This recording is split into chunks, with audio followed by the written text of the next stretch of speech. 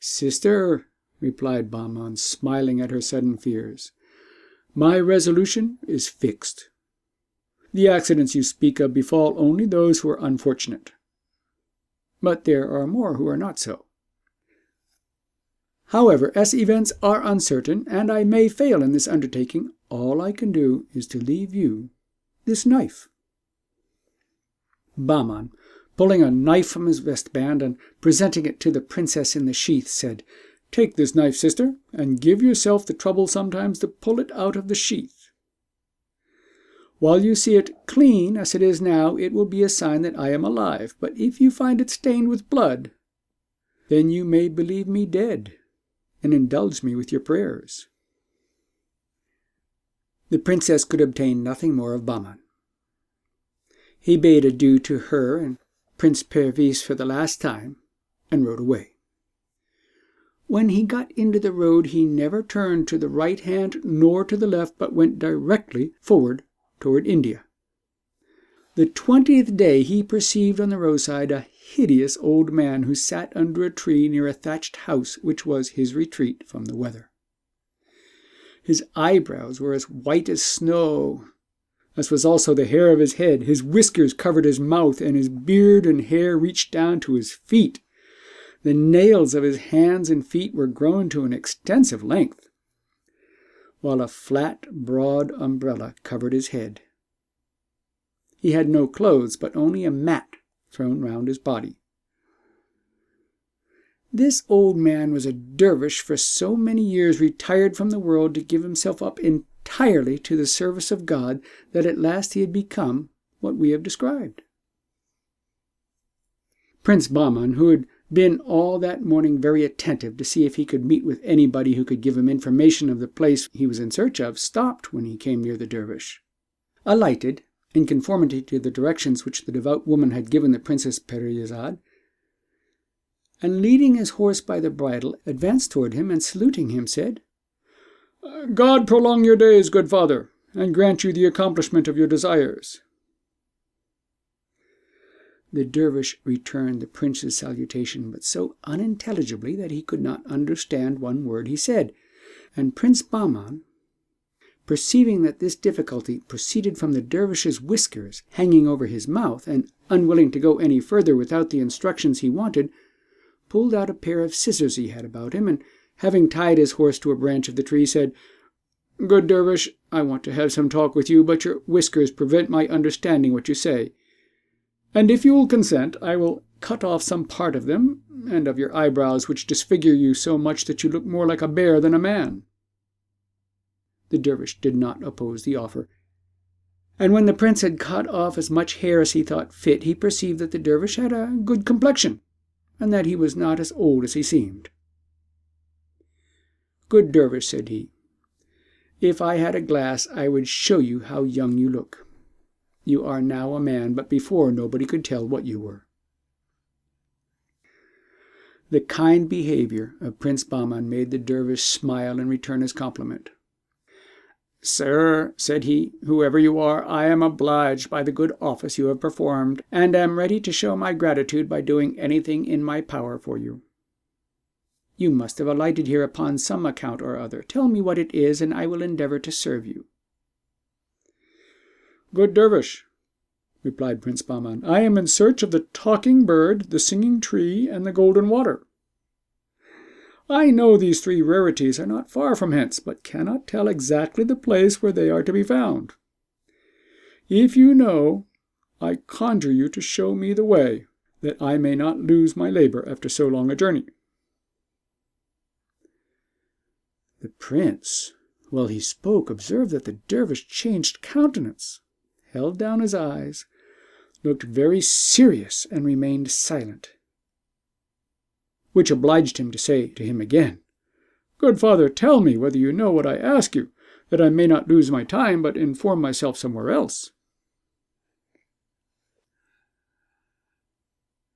At last the dervish broke silence. "Sir," said he to Prince Bahman, "I know the way you ask of me. But the regard which I conceived for you the first moment I saw you, and which is grown stronger by the service you have done me, kept me in suspense as to whether I should give you the satisfaction you desire." "What motive can hinder you?" replied the prince, "and what difficulties do you find in so doing?" "I will tell you," replied the dervish. "The danger to which you are going to expose yourself is greater than you may suppose. A number of gentlemen, of as much bravery as you can possibly possess, have passed this way and asked me the same question. When I had used all my endeavors to persuade them to desist, they would not believe me. At last I yielded to their importunities. I was compelled to show them the way, and I can assure you they have all perished, for I have not seen one come back. Therefore, if you have any regard for your life, take my advice. Go no farther, but return home." Prince Bahman persisted in his resolution. "I will not suppose," said he to the dervish, "but that your advice is sincere. I am obliged to you for the friendship you express for me, but whatever may be the danger, nothing shall make me change my intention.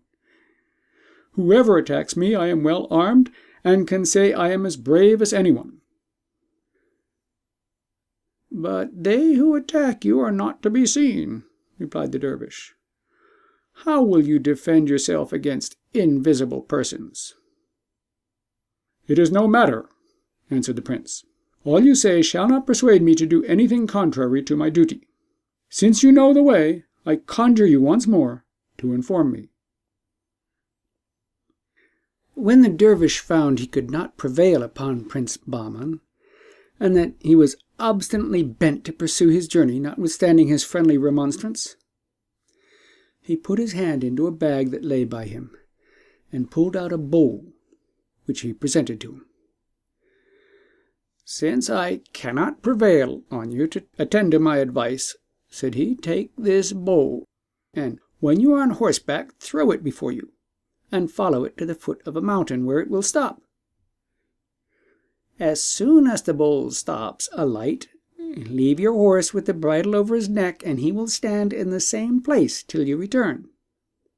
As you ascend, you will see on your right and left a great number of large black stones, and will hear on all sides a confusion of voices which will utter 1,000 abuses to discourage you and prevent your reaching the summit of the mountain.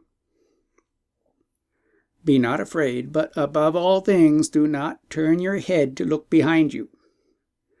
For in that instant you will be changed into such a black stone as those you see, which are all youths who have failed in this enterprise. If you escape the danger, of which I give you but a faint idea, and can get to the top of the mountain, you will see a cage, and in that cage is the bird you seek. Ask him which are the singing tree and the golden water, and he will tell you. I have nothing more to say. This is what you have to do, and if you are prudent, you will take my advice and not expose your life. Consider once more, while you have time, that the difficulties are almost insuperable." "I am obliged to you for your advice," replied Prince Bahman after he had received the bowl, "but cannot follow it. However, I will endeavor to conform myself to that part of it which bids me not to look behind me, and I hope to come and thank you when I have obtained what I am seeking." After these words, to which the dervish made no other answer than that he should be overjoyed to see him again, the prince mounted his horse, took leave of the dervish with a respectful salute, and threw the bowl before him. The bowl rolled away with as much swiftness as when Prince Bahman first hurled it from his hand, which obliged him to put his horse to the same pace to avoid losing sight of it, and when it had reached the foot of the mountain, it stopped.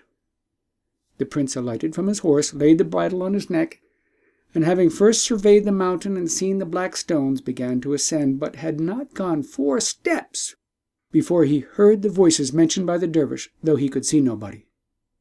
Some said, "Where is that fool going? Where is he going? What would he have? Do not let him pass." Others, "Stop him! Catch him! Kill him!" And others with a voice like thunder, "Thief! Assassin! Murderer! while some in a gibing tone called, "No, no, do not hurt him. Let the pretty fellow pass. The cage and bird are kept for him." Notwithstanding all these troublesome voices, Prince Bahman ascended with resolution for some time, but the voices redoubled with so loud a din both behind and before that at last he was seized with dread. His legs trembled under him. He staggered, and finding that his strength failed him, he forgot the dervish's advice, turned about to run down the hill, and was that instant changed into a black stone, a metamorphosis which had happened to many before him who had attempted the ascent. His horse likewise underwent the same change. From the time of Prince Bahman's departure, the Princess Parizade always wore the knife and sheath in her girdle and pulled it out several times a day to know whether her brother was alive.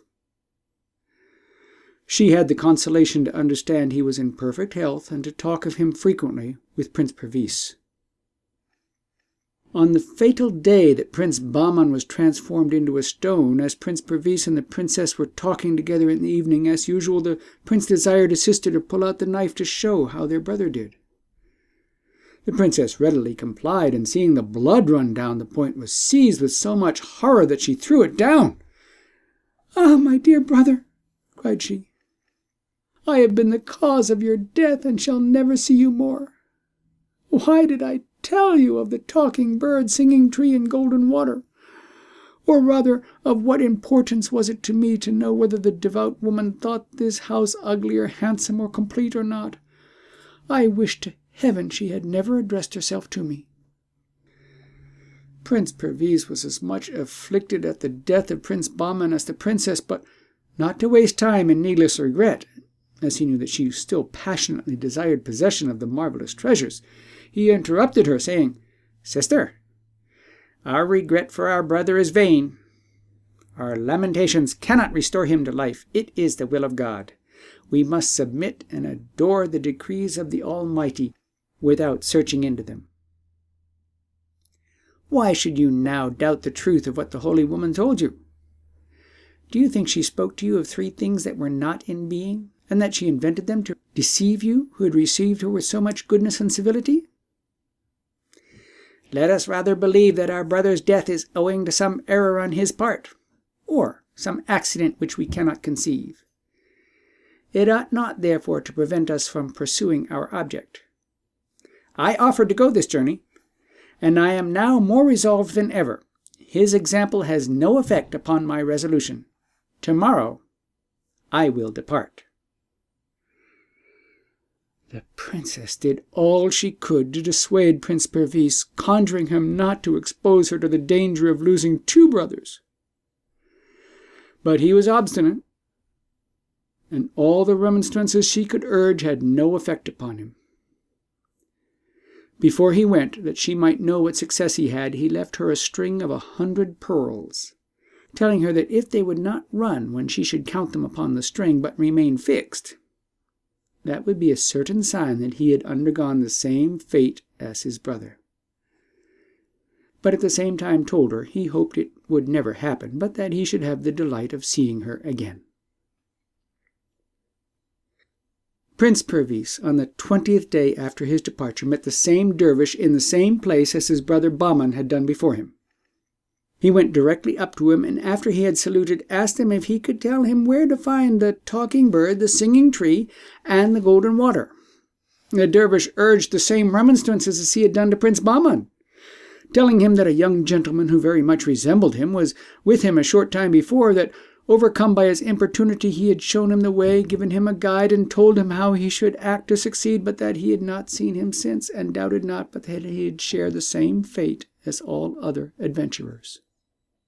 "Good dervish," answered Prince Perviz, "I know whom you speak of. He was my elder brother, and I am informed of the certainty of his death, but know not the cause." "I can tell you," replied the dervish. "He was changed into a black stone, as all I speak of have been. And you must expect the same transformation, unless you observe more exactly than he has done the advice I gave him. in case you persist in your resolution, which I once more entreat you to renounce." "Dervish," replied Prince Perviz, "I cannot sufficiently express how much I am obliged for the concern you take in my life, who am a stranger to you, and have done nothing to deserve your kindness. But I thoroughly considered this enterprise before I undertook it. Therefore I beg of you to do me the same favor you have done my brother. Perhaps I may have better success in following your directions." "Since I cannot prevail with you," said the dervish, "to give up your obstinate resolution, if my age did not prevent me and I could stand, I would get up to reach you a bowl I have here, which will show you the way." Without giving the dervish time to say more, the prince alighted from his horse and went to the dervish, who had taken a bowl out of his bag, in which he had a great many, and gave it him, with the same directions he had given Prince Bahman, and after warning him not to be discouraged by voices he should hear, however threatening they might be, but to continue his way up the hill till he saw the cage and bird, he let him depart. Prince Perviz thanked the dervish, and when he had remounted and taken leave, threw the bowl before his horse, and spurring him at the same time, followed it. When the bull came to the bottom of the hill, it stopped. The prince alighted and stood some time to recollect the dervish's directions.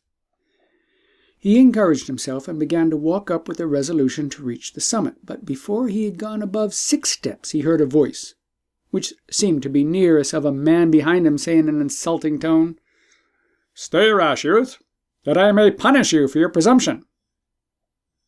Upon this affront, the prince, forgetting the dervish's advice, clapped his hand upon his sword, drew it, and turned about to revenge himself, but had scarcely time to see that nobody followed him before he and his horse were changed into black stones.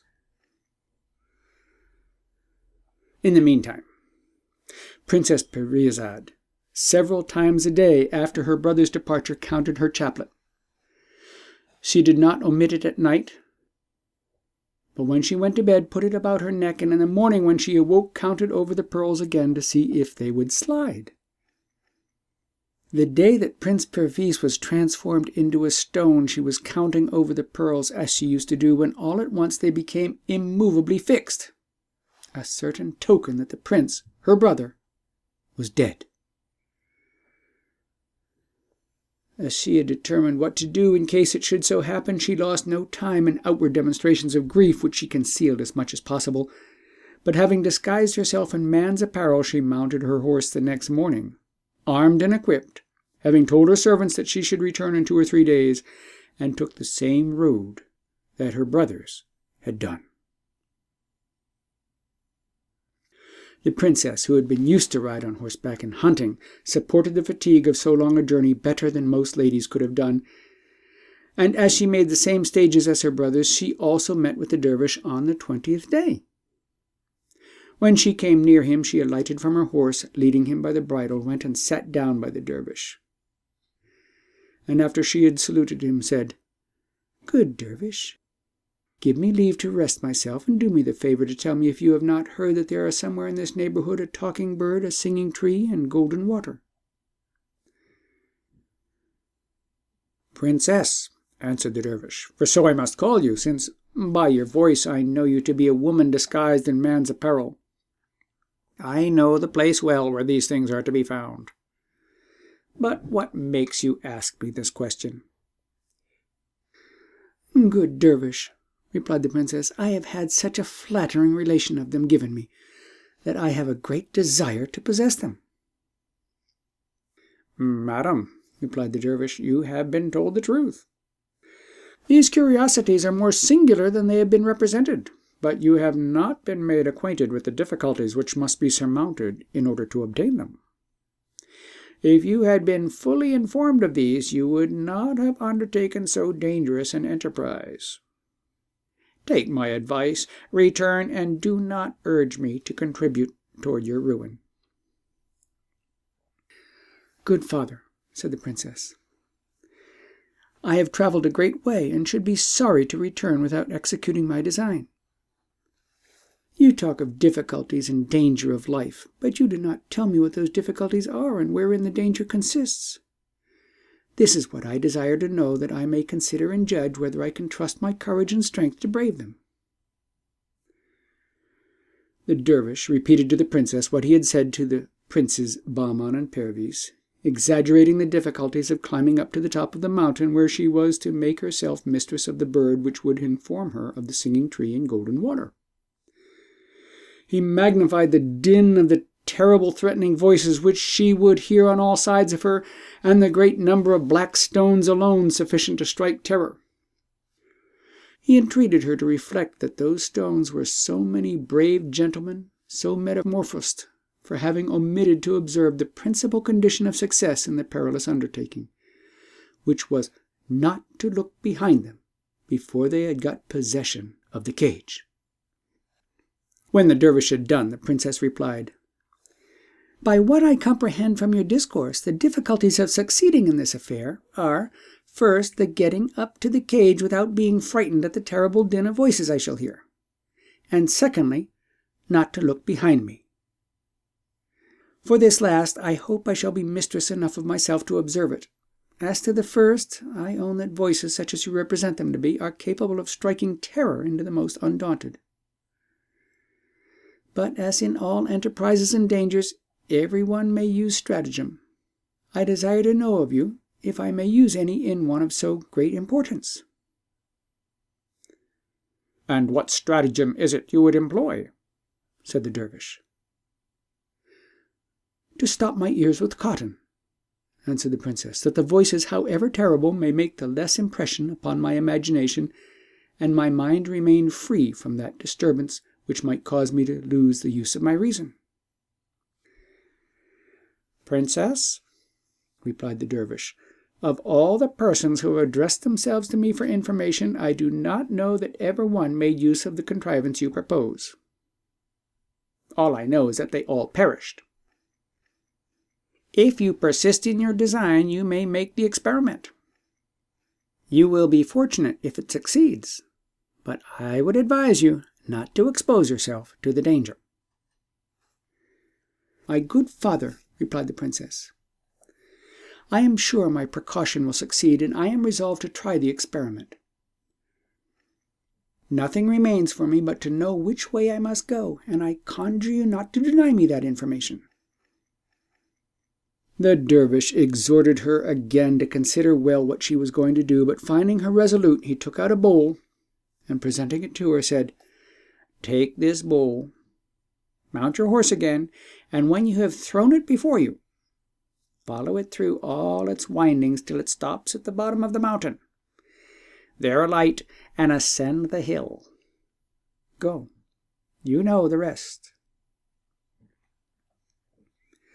After the princess had thanked the dervish and taken her leave of him, she mounted her horse, threw the bowl before her, and followed it till it stopped at the foot of the mountain. She then alighted, stopped her ears with cotton, and after she had well examined the path leading to the summit, began with a moderate pace and walked up with intrepidity. She heard the voices and perceived the great service the cotton was to her.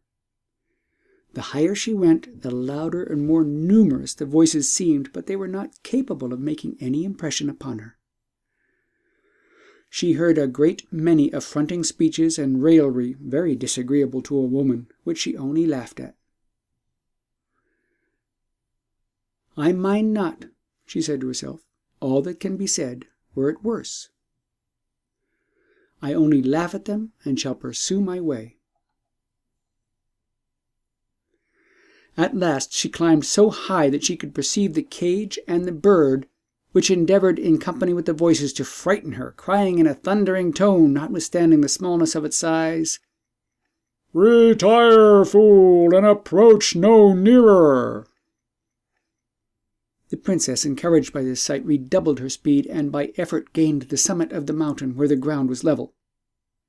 Then running directly to the cage, and clapping her hand upon it, cried, "Bird, I have you, and you shall not escape me." While Parizade was pulling the cotton out of her ears, the bird said to her, Heroic princess, be not angry with me for joining with those who exerted themselves to preserve my liberty. Though in a cage, I was content with my condition. But since I am destined to be a slave, I would rather be yours than any other person's, since you have obtained me so courageously. From this instant, I swear entire submission to all your commands. I know who you are. You do not. But the time will come when I shall do you essential service, for which I hope you will think yourself obliged to me. As a proof of my sincerity, tell me what you desire, and I am ready to obey you." The princess's joy was the more inexpressible because the conquest she had made had cost her the lives of 2 beloved brothers, and given her more trouble and danger than she could have imagined. "Bird," said she, "it was my intention to have told you that I wish for many things which are of importance. But I am overjoyed that you have shown your goodwill and prevented me. I have been told that there is not far off a golden water, the property of which is very wonderful. Before all things, I ask you to tell me where it is." The bird showed her the place, which was just by, and she went and filled a little silver flagon which she had brought with her. She returned at once and said, "Bird, this is not enough. I want also the singing tree. Tell me where it is." "Turn about," said the bird, "and you will see behind you a wood where you will find the tree." The princess went into the wood, and by the harmonious concert she heard, soon knew the tree among many others, but it was very large and high. She came back again and said, "Bird, I have found the singing tree, but I can neither pull it up by the roots nor carry it." The bird replied, "It is not necessary that you should take it up. It will be sufficient to break off a branch and carry it to plant in your garden. It will take root as soon as it is put into the earth, and in a little time will grow into as fine a tree as that you have seen." When the princess had obtained possession of the 3 things for which she had conceived so great a desire, she said again, "Bird, what you have done for me is not sufficient. You have been the cause of the death of my 2 brothers, who must be among the black stones I saw as I ascended the mountain. I wish to take the princes home with me." The bird seemed reluctant to satisfy the princess in this point, and indeed made some difficulty to comply. "Bird," said the princess, "remember you told me that you were my slave. You are so, and your life is in my disposal." "That I cannot deny," answered the bird. "But although what you now ask is more difficult than all the rest, yet I will do it for you. Cast your eyes around," added he, "and look if you can see a little pitcher." "I see it already," said the princess. "Take it then," said he, "and as you descend the mountain, sprinkle a little of the water that is in it upon every black stone." The princess took up the pitcher accordingly, carried with her the cage and bird, the flagon of golden water, and the branch of the singing tree, and as she descended the mountain threw a little of the water on every black stone, which was changed immediately into a man. And as she did not miss one stone, all the horses, both of her brothers and of the other gentlemen, resumed their natural forms also. She instantly recognized Bahman and Perviz as they did her, and ran to embrace her. She returned their embraces and expressed her amazement. "What do you here, my dear brothers?" said she, and they told her they had been asleep. "Yes," replied she, "and if it had not been for me, perhaps you might have slept till the day of judgment." "Do not you remember that you came to fetch the talking bird, the singing tree, and the golden water? And did you not see as you came along the place covered with black stones? Look and see if there be any now. The gentlemen and their horses who surround us, and you yourselves, were these black stones.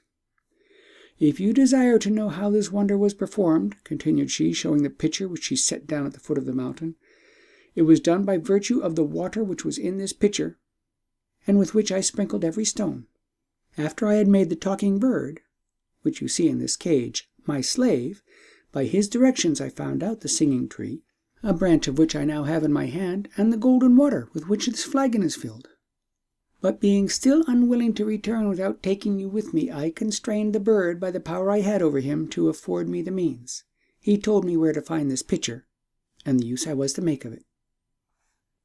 The Princes Bahman and Perviz learned by this relation the obligation they had to their sister, as did all the other gentlemen, who expressed to her that, far from envying her happiness in the conquest she had made, and which they all had aspired to, they thought they could not better express their gratitude for restoring them to life again than by declaring themselves her slaves, and that they were ready to obey her in whatever she should command. "Gentlemen," replied the princess, "if you had given any attention to my words, you might have observed that I had no other intention in what I have done than to recover my brothers. Therefore, if you have received any benefit, you owe me no obligation, and I have no further share in your compliment than your politeness toward me, for which I return you my thanks. In other respects, I regard each of you as quite as free as you were before your misfortunes, and I rejoice with you at the happiness which has accrued to you by my means. Let us, however, stay no longer in a place where we have nothing to detain us, but mount our horses and return to our respective homes." The princess took her horse, which stood in the place where she had left him. Before she mounted, Prince Bahman desired her to give him the cage to carry. "Brother," replied the princess, "the bird is my slave, and I will carry him myself.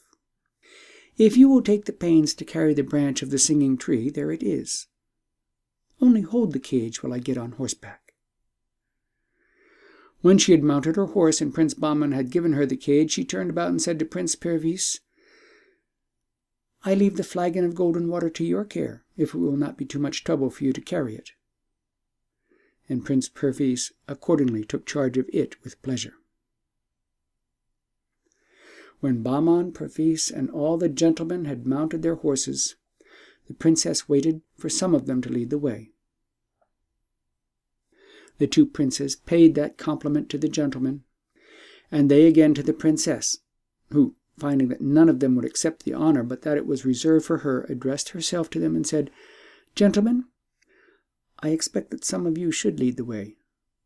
To which one who was nearest to her, in the name of the rest, replied, "Madam, were we ignorant of the respect due to your sex? Yet after what you have done for us, there is no deference we would not willingly pay you. Notwithstanding your modesty, we entreat you no longer to deprive us of the happiness of following you." "Gentlemen," said the princess, "I do not deserve the honor you do me, and accept it only because you desire it." At the same time she led the way, and the two princes and the gentlemen followed. This illustrious company called upon the dervish as they passed to thank him for his reception and wholesome advice, which they had all found to be sincere. He was dead, however. Whether of old age or because he was no longer necessary to show the way to obtaining the 3 rarities, did not appear. They pursued their route, but lessened in their numbers every day. The gentlemen who, as we said before, had come from different countries, after severally repeating their obligations to the princess and her brothers, took leave of them one after another as they approached the road by which they had come.